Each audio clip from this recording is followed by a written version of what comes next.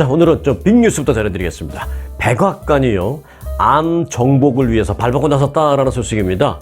이 백악관이 무슨 의사나 과학자로 이루어진 그런 조직도 아니고, 뭐 암 연구를 할 수 있는 것도 백악관이 뭐 아니고, 그러니까 결국 따지면 뭡니까? 이제 예산 지원, 정책 지원이 이제 관건인데 이걸 결정한 겁니다.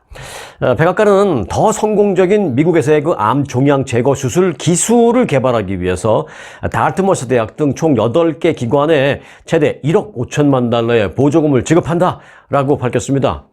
자, 이 연구비를 지원받게 되는 그런 기관은 어디냐?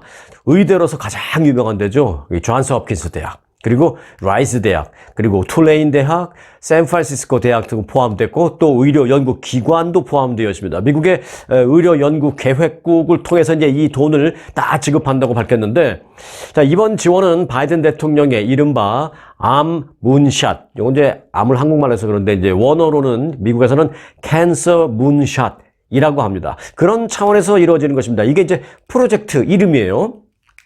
자, 백악관은 이 프로젝트는 수술 전반에 걸쳐서 혈관, 무슨 신경과 같은 중요한 신체 구조를 시각화하는 그 외과 의사의 능력을 개선하는 것부터 차세대 현미경, 또 뭐 이미징 기술 등등에 대한 개발에 이르기까지 수술을 하는 데 있어서 전반적인 주요 측면을 개선하기 위한 것이다 라고 밝혔습니다. 그러니까 이제 뭐 암 수술 같은 거 할 때 외과 의사들이 옛날에야 뭐 눈으로 다 보고 이렇게 수술을 했습니다만은 요즘은 뭐 로봇 수술도 하지만 현미경으로 이렇게 들여다보면서 수술을 많이 하잖아요. 그게 꼭 이제 뭐 우리가 알기 쉽게 현미경이라고 표현을 했습니다만은 현미경보다 더 앞서 나가는 더 정교한 뭐 그런 것들, 조금이라도 오차가 있으면 안 되니까 그런 기술, 그리고 어떤 그 진단을 하기 위해서 무슨 이미징 하는 기술, 이런 거를 획기적으로 개발하기 위한 그 연구 기금을 댄다라는 것입니다.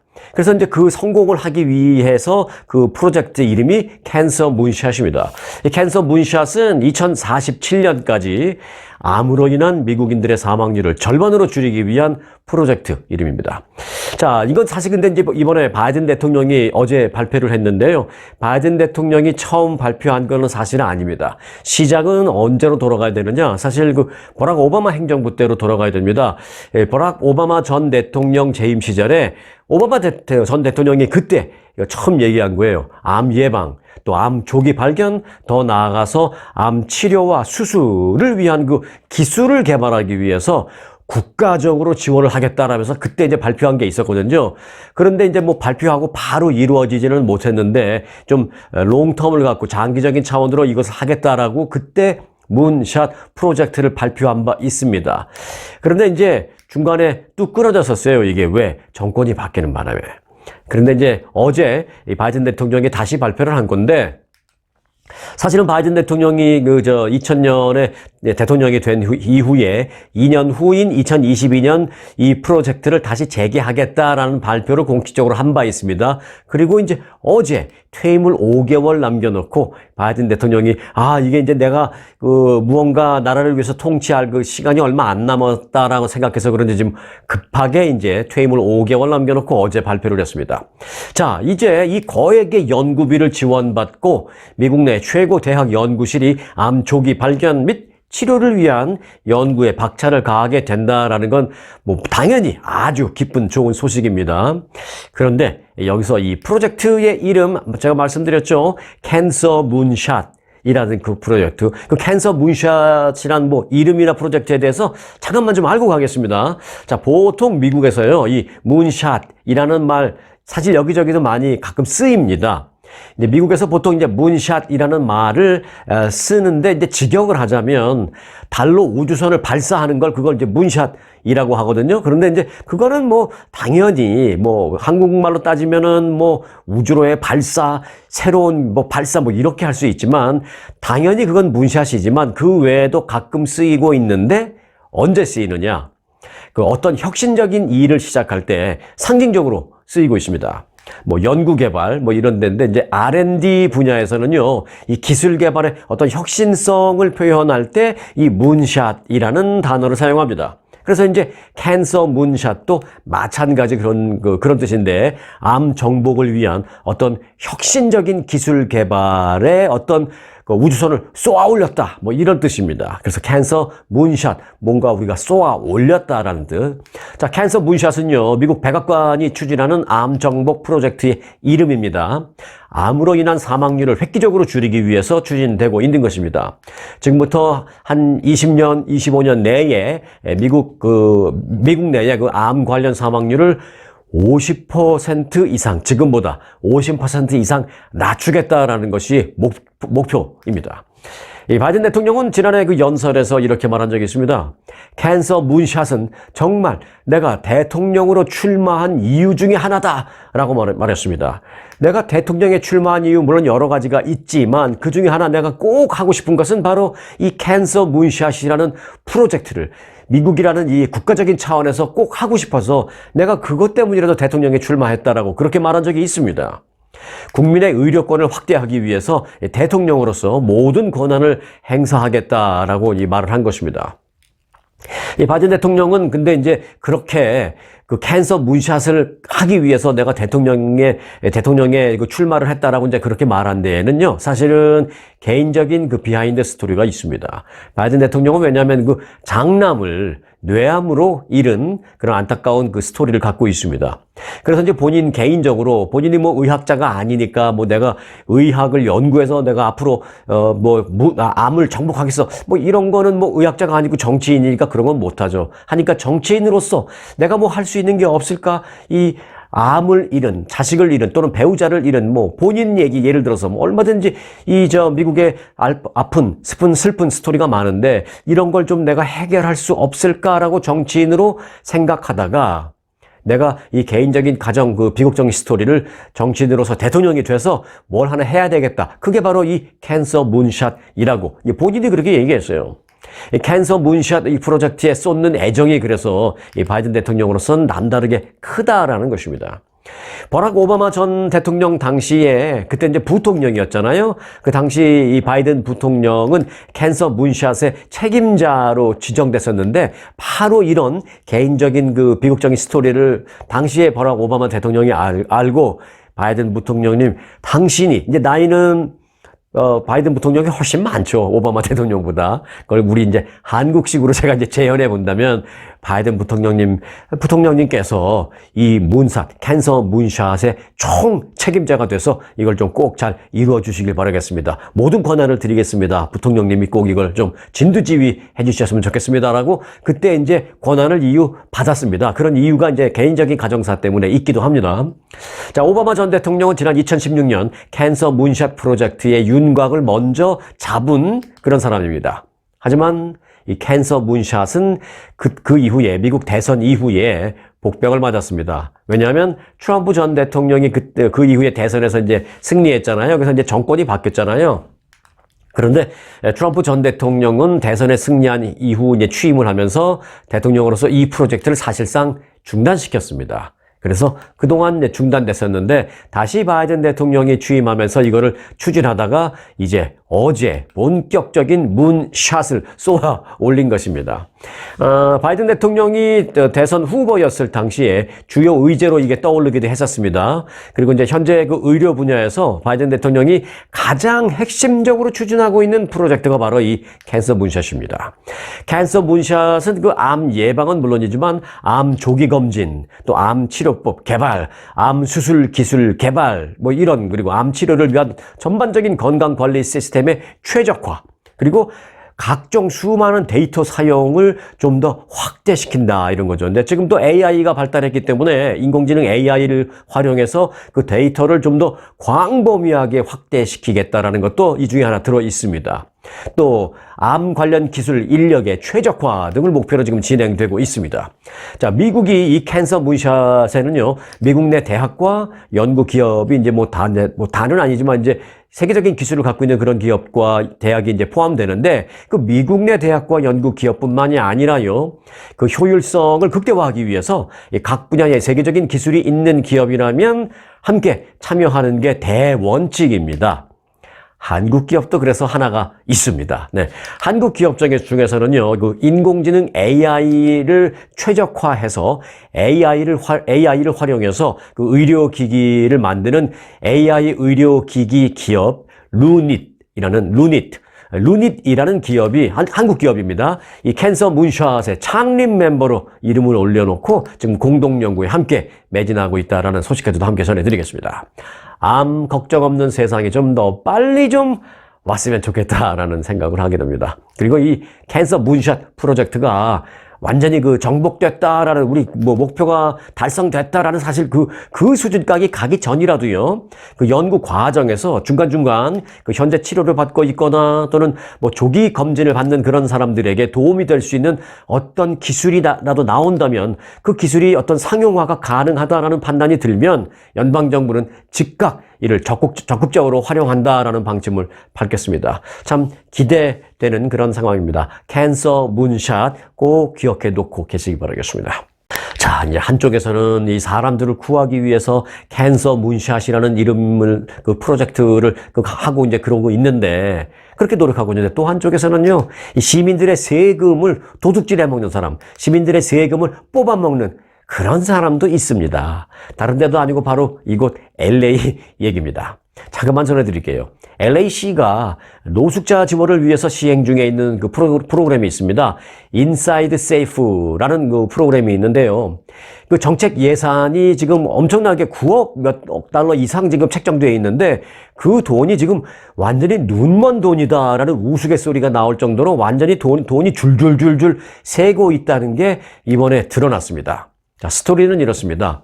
그 인사이드 세이프 프로그램 그 지원 정책을 대행하고 있는 단체들이 있습니다. 시정부에서 인력이 한계가 있기 때문에 시정부 공무원들을 통해서 이런 그 프로그램을 계속하지 못하고 그 예산을 책정하고 또 시정부에서는 한두 명, 두세 명의 공무원이 이를 총괄하고 나머지 실질적인 현장에서의 일은 비영리 단체 9개를 선정해서 그들에게 이제 이관시켰습니다. 맡겼습니다. 그런데 그 정책을 대행하기로 한 그 비영리 단체가 시정부로부터 비싼 그 식비를 받은 뒤에 홈리스들 이제 먹이라고 식비를 받은 뒤에 홈리스들에게는요, 컵라면, 통조림, 캔 음식 막 이런 것들만 제공한 것으로 드러난 겁니다. 최근에 LA시 그 회계 감사관실은요, 보도 자료를 내고 이를 공식적으로 발표를 했습니다. 지난달 19일 인사이드 세이프 정책을 대행하는 한 장소를 시 감사관실에서 직접 나가서 방문해서 현장 감사를 벌인 결과 대행 업무를 맡은 그 단체가 정말로 형편없는 음식을 제공하고 있다는 사실을 적발했다는 것입니다. 한 그 대행 단체의 현장 감사를 나간 결과 뭘 주나 몰래 이제 가서 봤더니 더워 죽겠는데 뜨거운 조그만 컵라면 이런 거 주고요. 우리는 가끔 우리 한국 사람들은 가끔 오늘 입맛 없는데 그냥 간단하게 컵라면 하나 먹을까? 그럴 수도 있죠.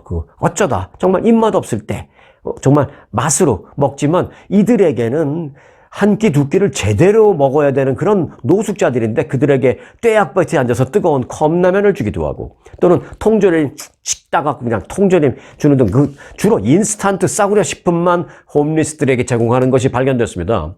이 회계감사관실 측은 인사이드 세이프 프로그램은 홈리스 한 명당 영양 식비로 하루에 무려 $110를 지급하고 있다. 근데 이건 저도 잘 믿어지지가 않습니다. 그쪽에서 LA시에서 나온 보도 자료를 보니까 하루에 $110 per day 이렇게 되어 있습니다. 그 영양 칩을 제대로 주기 위해서. 근데 생각해보면 우리도 하루에 개인적으로 1인당 하루에 110%치 안 먹는 것 같아요. 어디 밖에 나가서 뭘 사 먹는 것도 아니고 이렇게 해 먹는 걸로 위주로 했을 때 110%치 안 먹는 것 같아요. 그렇죠? 여러분들도 하루에 2끼, 3끼까지도 아니고 3끼라고 쳐도 하루에 110%치 우리가 그 재료가 그렇게 드나 좀 그렇습니다. 저는 아닐 것 같은 생각이 드는데 여하튼 그렇게 노숙자들에게 하루 영양 식비로 무려 1인당 $110를 지급하고 있는데 문제는 이 대행단체가 $110은커녕 가격이 저렴한 인스턴트 식품, 컵라면, 통조림 같은 것만 제공해서 돈으로 따진다면 아마 하루에 $10도 제대로 집행이 안 될 것이다. 이렇게 판단을 한 것입니다. 그렇죠. 컵라면 미국 마켓 가면 1불, 1불 50, 2불도 안 돼요. 세일할 때 보면 컵라면 하나에 1불입니다. 1불.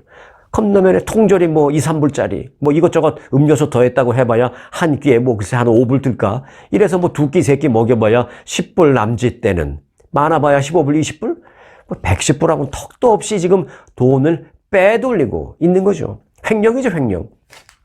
해당 단체는 신선한 재료의 음식을 제공하고 있습니다라고 변명을 했어요. 그런데 또 나가서 감사관실에 나가서 또 나가서 봤더니 그 신선한 채소나 신선한 식품 같은 거 제공하고 있기는 했었어요. 근데 알고 봤더니 그마저도 시정부에서 받은 예산을 받은 그 돈으로 산 게 아니라 외부로부터 도네이션 받은 거였다라는 것이죠. 자기들이 쓰는 돈은 그냥 컵라면이나 통조림 같은 거 좀 사고 무슨 그래도 약간의 뭐 치킨 그리고 베지터블 이런 거를 알고 봤더니 다 도네이션 받은 걸로 하고 있다는 것으로 감사관실은 적발을 했다라고 밝혔습니다. 완전히 이건 형사범이죠, 형사범. 현재 그 LA 시장실과 LA 카운티 노숙자 서비스 관리국은 이 인사이드 세이프 정책을 9개 비영리 단체에 대행을 맡기고 있는데 지금 싸그리 전면 조사를 벌이겠다라고 밝혔습니다. LA시는 홈리스 예산으로 올해에 지금 한 8개월도 안 지났잖아요. 무려 약 9억 5천만 달러를 지금 쓰고 있습니다. 그러니까 한 달에 1억 달러 이상을 지금 쓰고 있다라는 겁니다. 그럼에도 불구하고 이 모양이라는 거죠. 이와 관련해서 회계감사관실은 이는 납세자의 소중한 돈이다. LA 시민은 이 막대한 예산을 쓰고도 홈리스가 인스턴트 라면만 먹고 있다는 사실을 안다면 도저히 납득하지 못할 것이다 라면서 크게 비난을 했습니다. 네, 납세자가 납득하지 못하는 이 같은 세금을 사용하는 그런 행태는 곧 사기 행각이라고 저는 생각합니다.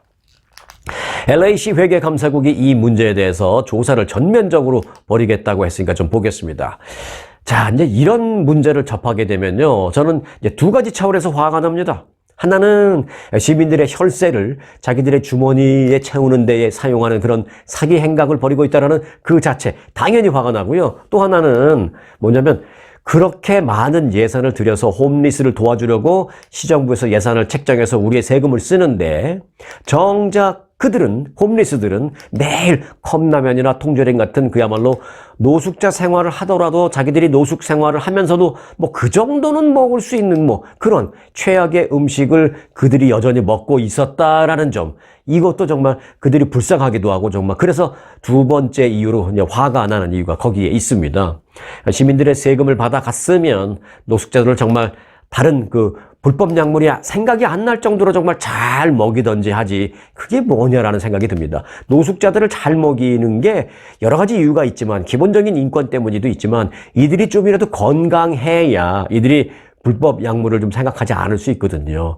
사실 그래서 이들이 몸이 점점 허약해지면 허약해질수록 불법 약물에 기대는 확률, 그 비율이 높아진다고 합니다. 그들이 이제 약물에서 좀 멀어지게 하기 위해서라도 건강식을 먹여야 되거든요. 그런데 그러기 위해서 돈을 책정했더니 자기들 배불리고 있었던 것입니다.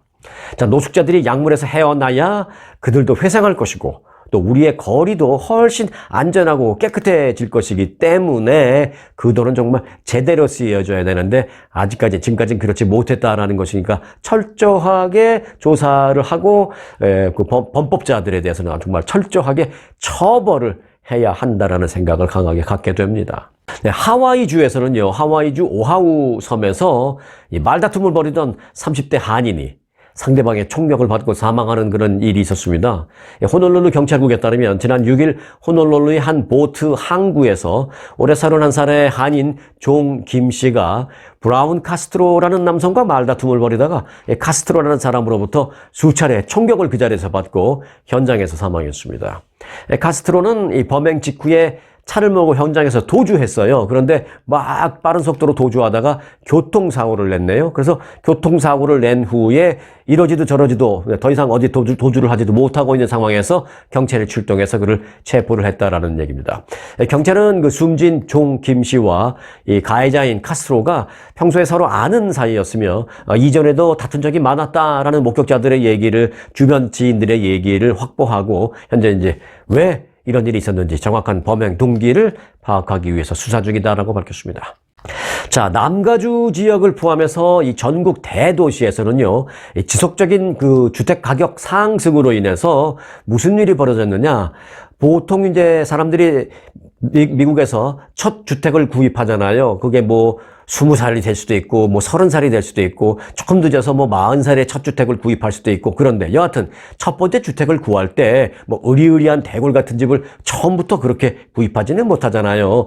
이제 좀 슬로우리 스타트하게 되죠. 뭐 LA를 기준으로 한다면 뭐 한 8, 90만 불짜리 집을 샀다가, 그리고 뭐 7, 8년 후에 또는 10년 후에 돈을 좀 더 모아서 또 이 집값이 또 올라갔으면 또 이 집을 팔고 남은 캐피털 게인, 남은 돈으로 또 그동안 자기 모은 돈 합쳐서 조금 더 큰 집으로 가고 뭐 이런 식으로 가잖아요. 그러니까 이제 첫 주택 구입하는 그 소위 스타터 홈이라는 게 아주 비싼 그 하우스가 인 경우는 없잖아요. 그래서 이제 첫 주택 구매자들이 주로 구입하는 소위 그 스타터 홈 가격도 지금 현재 집값이 많이 올라가면서 이제 급등하고 있다는 것입니다. 자, 질로우의 최근 조사에 따르면 현재 스타터 홈 가격은 100만 달러가 넘는 그런 도시가 많이 생겼다는 것입니다. 그래서 전국적으로 무려 스타터홈 가격이 100만 달러가 넘는 곳이 237곳에 달한다는 것입니다. 웬만한 대도시는 다라는 얘기죠. 이건 이제 팬데믹 이전에 84개였던 거에 비교하면 거의 3배나 늘어난 수치입니다. 특히 이제 전국적으로 주택 가격이 가장 높은 이곳 캘리포니아 주의 경우에 자, 237개 100만 불이 넘는 첫 주택 스타터홈 가격이 100만 불이 넘는 237개 도시 가운데 이제 캘리포니아 주의 도시가 117개로 가장 많았습니다. 캘리포니아 주는 그러니까 웬만한 잘 알려져 있는 도시는 스타터홈 가격 다 100만 불이 넘는다라는 것이죠. 집이 없어요. 집을 처음 사야 돼요. 그러면 뭐냐? 캘리포니아에서는 다 100만 불 이상짜리를 살 수밖에 없다는 것이죠. 평균이 물론 평균이 그렇죠. 좀 저렴한 6, 70만 불짜리도 살 수 있지만 평균적으로 그렇다는 겁니다. 자, 이어서 뉴욕주가 그런 곳이 31개, 뉴저지주가 21개로 그 뒤를 이었습니다. 캘리포니아 주에서는요, 북가주 샌프란시스코를 중심으로 한 44개 도시의 스타터홈 가격이 100만 달러를 넘고 있고요. 또 LA 그리고 오렌지 카운티를 중심으로 한 남가주는 35개 도시가 100만 달러가 다 넘는 집들이 다 첫 번째 구매하는 집들이다라는 얘기입니다.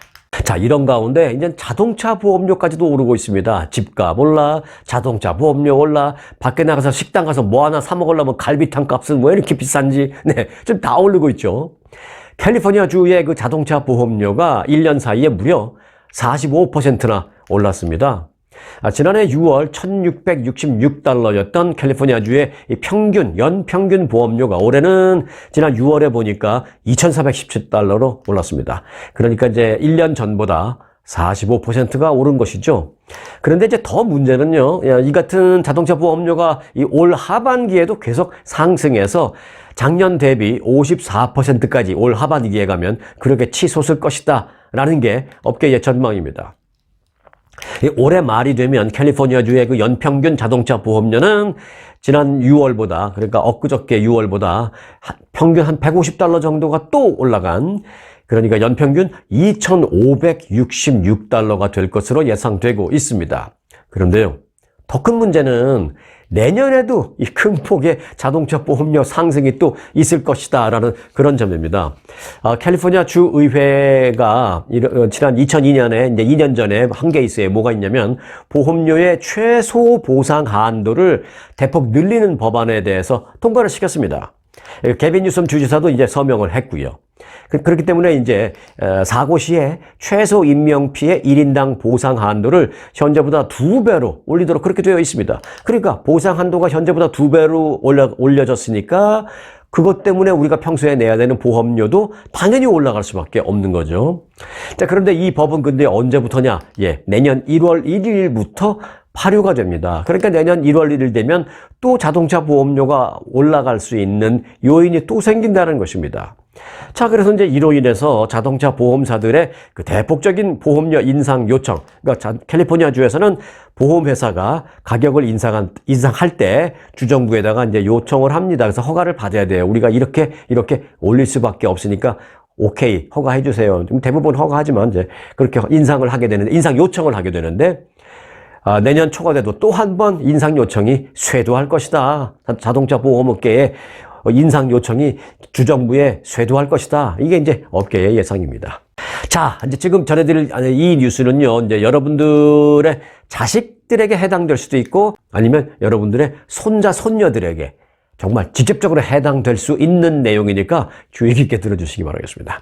자, 어린아이들의 그 모바일 기기 사용이 스마트폰이나 또는 이제 요즘 애들은 이제 스마트폰도 스마트폰이지만 태블릿 갖고 많이 놀잖아요. 그런 태블릿 같은 모바일 기기 사용이 증가하고 있는데 특히나 3살에서 5살 사이 정도의 어린아이들의 경우에 태블릿 사용이 증가하면 분노 또는 뭐 좌절하는 그런 표현이 같이 분노와 좌절을 하는 그런 게 더 같이 증가한다라는 그런 연구 결과가 나왔습니다.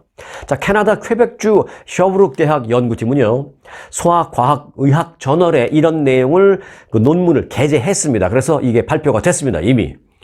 자, 이런 겁니다. 이제 미취학 어린이, 그러니까 대충 한 3살부터 한 5살 그 정도 이 미취학 어린이의 부모 315명을 대상으로 3년간 태블릿 사용과 그 자녀들의 태블릿 사용과 분노나 좌절 표현의 연관성을 조사해서 특정 결과를 얻었다라는 것입니다. 그러니까 부모님들을 대상으로 인터뷰를 계속 3년 동안 해서 이제 변화되는 사항을 기록을 남겨서 데이터를 만든 거죠. 분노, 좌절하는 그런 뭐 정도, 그다음에 태블릿을 사용하는 뭐 시간의 정도 뭐 이런 것들. 연구팀은 대개 이제 3살에서 5살 사이에 미취학 남자 어린이 171명, 여자 어린이 144명의 부모 315명을 대상으로 지난 2020년부터 3년 동안 자녀의 태블릿 사용 시간을 조사했습니다. 그리고 그 자녀들의 분노나 좌절 등의 감정을 어떻게 표현하는지 그 부모들의 그 인터뷰를 통해서 부모들이 설명해 주는 것을 통해서 지속적으로 조사해서 분석했습니다.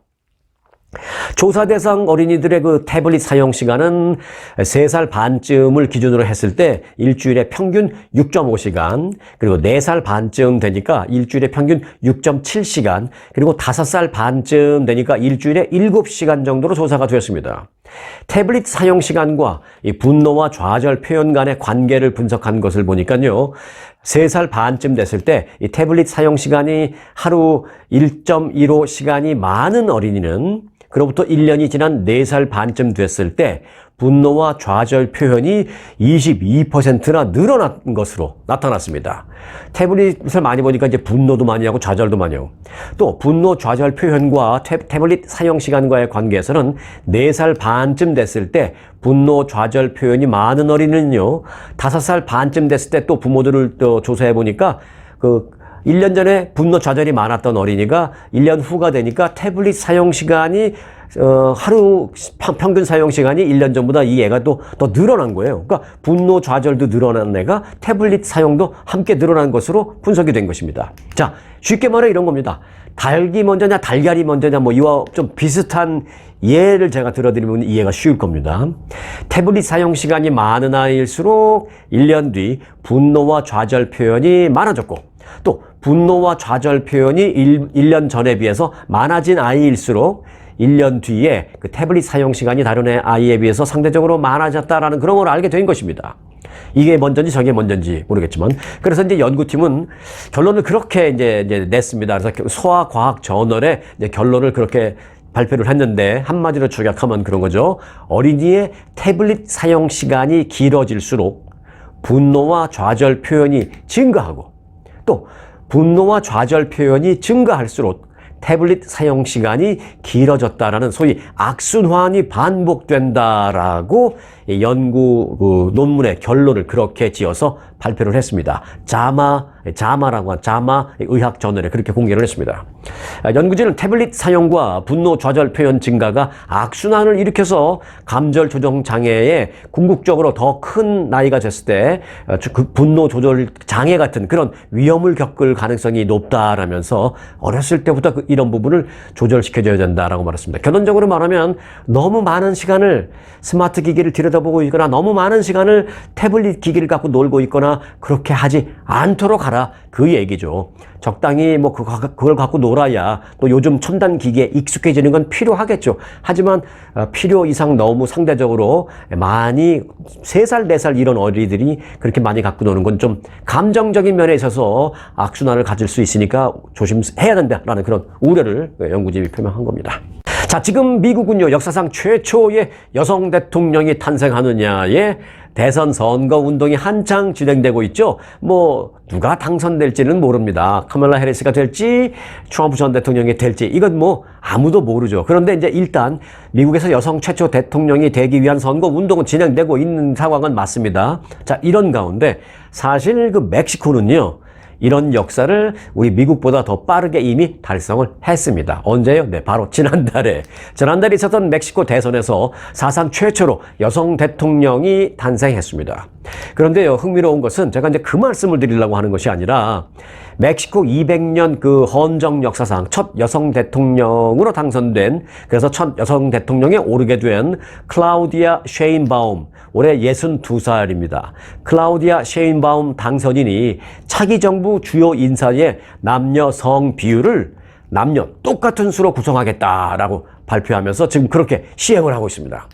멕시코 대통령 당선인은 지금까지 18명의 장관 후보자를 발표했는데요. 성별을 보니까 남자 9명, 여자 9명 똑같이 그렇게 맞춰서 발표했습니다. 자, 재무, 경제, 외교, 치안 등 일반적으로 뭐 전통적인 어떤 좀 무게감이 있는 그런 부처의 경우에는 남성들을 배치했습니다만은, 예를 들어서 뭐 내무부를 비롯해 우리가 집에서 가끔 그러죠. 뭐 부인을 향해서, 한국에서는 드라마를 보면 그래요. 그 부인을 향해서 남편이 내무부 장관 뭐 이렇게 부르는 경우도 옛날 드라마 보면 이제 있었어요. 자, 그래서 이제 멕시코도 그 내무부 장관을 비롯해서 차기 정부의 주요 국정 과제를 수행할 부분 가운데 뭐 내무부 장관, 또 이제 뭐 에너지부 장관, 환경부 장관, 국토개발 또는 공공기능부 장관, 이런 곳에서는 여성을 그 장관 후보자로 발탁해서 임명을 했습니다.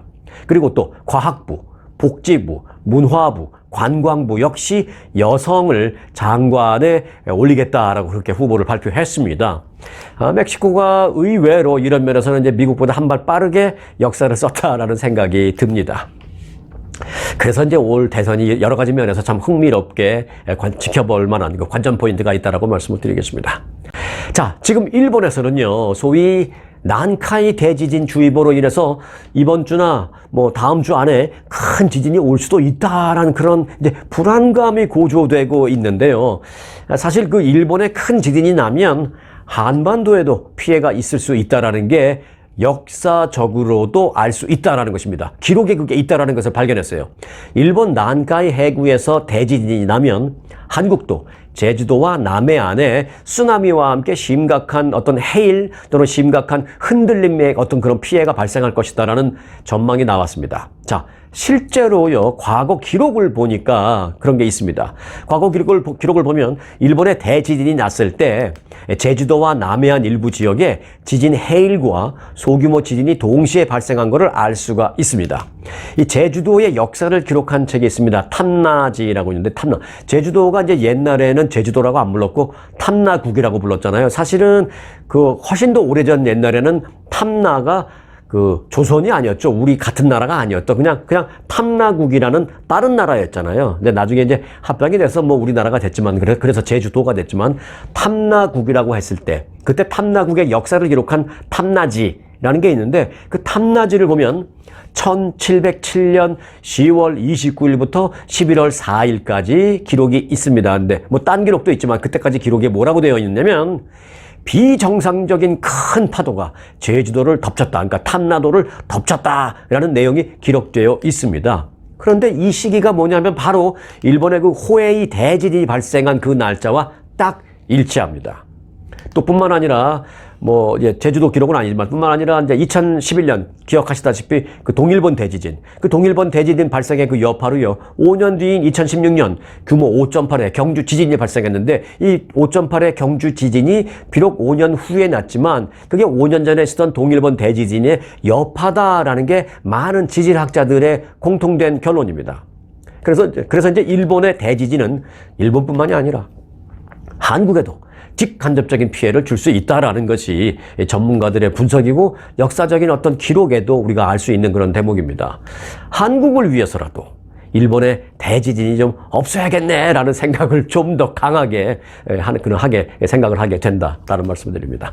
자, 오늘 영상은 여기서 마칩니다. 대통령상 수상에 빛나는 초특급 아주 투어 모국 관광.